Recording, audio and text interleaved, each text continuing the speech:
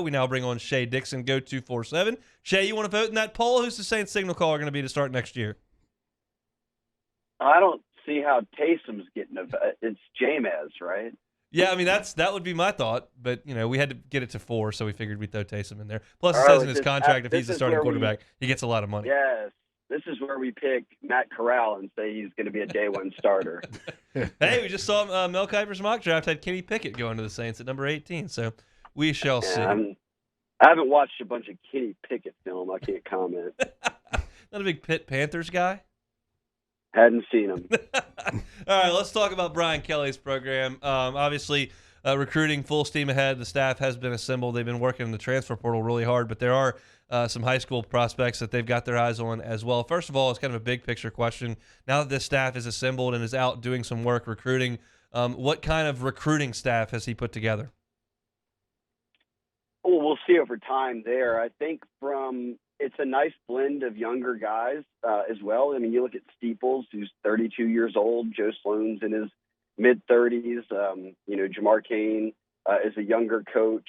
I guess I could go up and down the list. But then you've got experience, too. Frank Wilson does it as good as anybody in the business, and especially in Louisiana. So I like kind of that mix. I think that's a healthy blend to have. And when you're recruiting, to sort of have veteran people that can go in home, but also guys on staff that are younger and can relate to kids nowadays. And look, I think we're going to find out sooner than later, maybe kind of more so in the spring, of we get a feel for where these coaches kind of recruiting at. And obviously Louisiana is going to be their bread and butter, but they've got a couple of coaches on staff who have a lot of ties in the St. Louis area, and that's an area that produces a lot of talent. And then you look into whether it's getting back into Houston or getting into the border states, or do you have connections in Georgia or Florida at some of these high schools with coaches on staff. I think that's what we'll learn over the next kind of 6 months, and then that'll give us a good gauge of, okay, are they kind of really pulling kids from pockets, whether it's,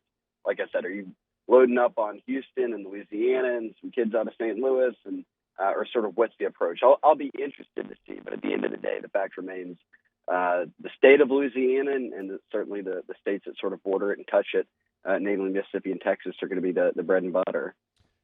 It looks like by my count 8 spots left in this class. Correct me if that sounds wrong, but that's correct. Okay, there you go. What positions are we looking at specifically that they certainly have to nail down 1 or 2 guys here? I think this is where they're kind of resetting the board, right? Okay, so you just picked up I think they're at 11 total transfers now, and that doesn't even include Brennan, who withdrew his name from the portal and came back. So you've got 13 high school signees, you've got 11 new guys you've added from the transfer portal, and now you've gone past the NFL deadline for declaring. So you've got very real grip on who's going to be on the team moving forward, who's going to the pros, who's already left for the portal. And now you can kind of get a feel for, all right, what are the real needs? And look, high school-wise, they have, I'd circle about 7 guys that they're still after. And signing day is 2 weeks from today. So whether it's a position need or you just want them, Jacoby Matthews, safety, a running back in Trevante Citizen. They don't have one currently committed out of the high school ranks. You look at tight end, which I think is one of their biggest needs. And Danny Lewis out of Westgate is still a high school target that's out there.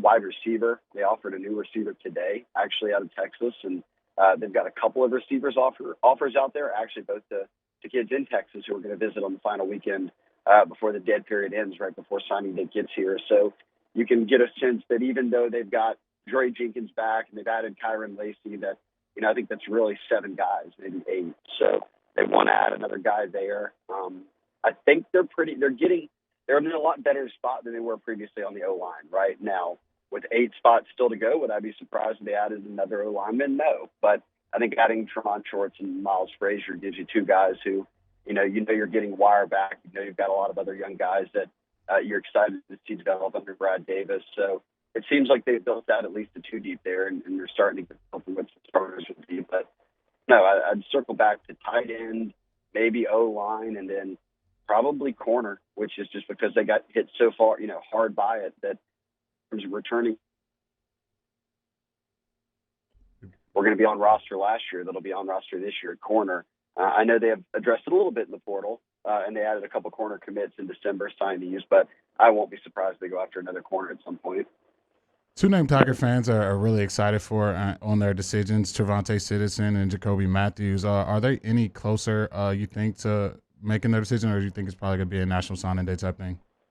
Yeah, I think it's National Signing Day for both of them, and really every day, I guess, technically gets closer. They're 14 days out from having to decide. I'll start with Matthews. I think with Matthews that they've gotten Frank Wilson in there. They've got the new staff in there. You know, you've got your entire staff now in place. Obviously, Matt House is still with the Chiefs, the D coordinator, but when their playoff run ends, he'll join.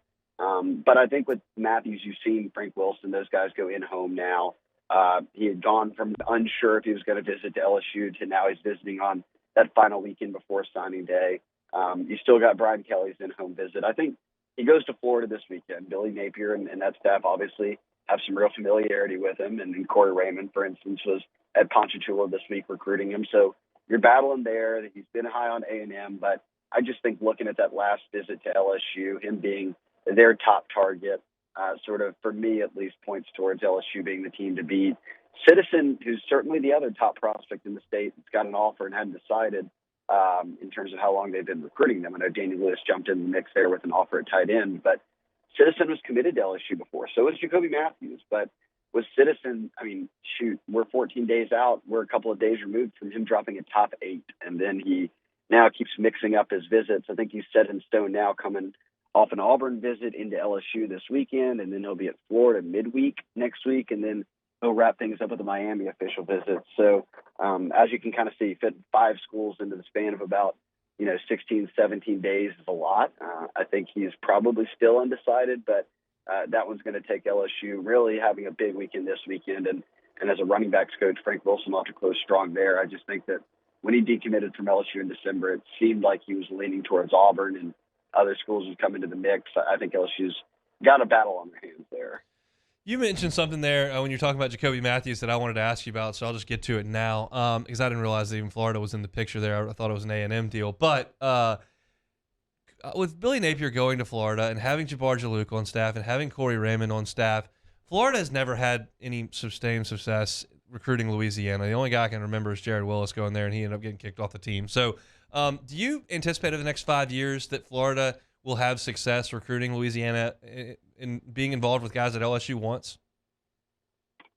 It'll be interesting to see. Obviously, both staffs sort of were new to the game, so it's not really they didn't get anybody yet. But what happens when they sink their teeth in, and that might be the 2023 class. But I will say that down the stretch here, you mentioned Citizen is someone LSU still hard after. Obviously, that's a Florida battler. They're in it.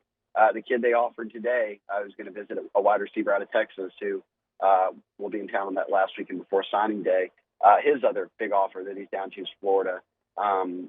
Danny Lewis, the tight end out of New Iberia, out of Westgate, is the guy that staff knows, obviously, from recruiting him at UL. He's been committed to Cincinnati. But Corey Raymond has ties down there. So even battling for a tight end right now out of Westgate, it's an LSU-Florida battle with those two getting visits. And Harold Perkins just came off his Florida visit and is now going up against LSU, obviously. So, and then Jacoby Matthews. So it's like pretty much everyone minus 1 or 2 guys that LSU still recruiting in high school. There are other top 2 or 3 schools, Florida now. Not all of them are Louisiana guys. It's just kind of, I think both schools are still trying to have to recruit some high school kids late due to coaching changes and the staff shakeup. But down the stretch here, we'll see the 2 staffs battle. I think if you're circling kind of who to watch for, it would be Citizen and Matthews in terms of Louisiana guys. I'd go back to, and we'll see what happens in 23, and they've got some connections on that staff from Napier to Sale to Jalouk and down the line that, know Louisiana well, but you said it to lead off. They've had a lot of staffs that have had connections in Louisiana. It wasn't this many, but they didn't have any sort of sustained success. And I think right now for Florida, recruiting Florida is going to be as important as anything. So I'm not sure how much time they're really going to be able to spend in Louisiana other than picking, a handful of guys each cycle that they say, these are the guys we want. We're going to go after them until the end. According to 247 Sports, LSU Tigers #1 in the rankings for the transfer portal. Did you expect Coach Kelly and this staff to do that type of work, especially this early on in their period? I did, and they're #1, and also sort of, I would say, kind of by default, they have 11 transfers. Everybody else hasn't taken that many. I think there's only a couple schools out there that have taken more than 11, but my bet would be that with 8 spots left, that they'll end up taking more transfers than any college football team in the country. Now, am I surprised by that? Am I, sounding the alarm? No, I was sounding the alarm when they showed up to a bowl game with a wide receiver at quarterback and 39 scholarship players. Like this was fully expected for me. And they signed 13 high school guys in December, so you really weren't beefing up the numbers in a huge way there. Typically they would have probably signed 20-something guys during December's early signing period. So it's sort of I don't think they're done yet, and it's not a long-term solution to building a program. And I say that knowing that we're moving into a new world of transfers where they get immediately eligible. I've kind of always operated under that train of thought, and certainly college coaches have of, you just can't do what Ole Miss was doing for a stretch 10 years ago where we'll just take nonstop, transfers and JUCO players. And really you want to be able to develop and recruit high school guys. And that's what Brian Kelly, one thing he certainly a feather in his cap over, the course of his career has been development. But I think right now he's having to really balance, okay, let's develop guys with, we need to win some games. We need to be competitive, and we're not going to be able to be competitive if we're not loading up on as many transfers as we can to try to shore up a lot of the deficiencies on the roster and spots like quarterback where you only have 2 guys coming back. So not shocked. I think they'll certainly, whether you want to print the shirts or the cups or whatever they do, print them early. LSU will be transfer portal champions. It's just a matter of how many more guys they decide to add. Hunt's loving this. You got to. Shea Dixon, Geaux247, signing days in 2 weeks. No better spot to drop by than there. You can follow on Twitter at Shea Dixon. Thank you, sir. All right, guys. Thanks for having me on. Thanks so much for watching Hunt and Hill on YouTube. Now do us a favor. Hit the red subscribe button below and throw us a like. We'll see you next time.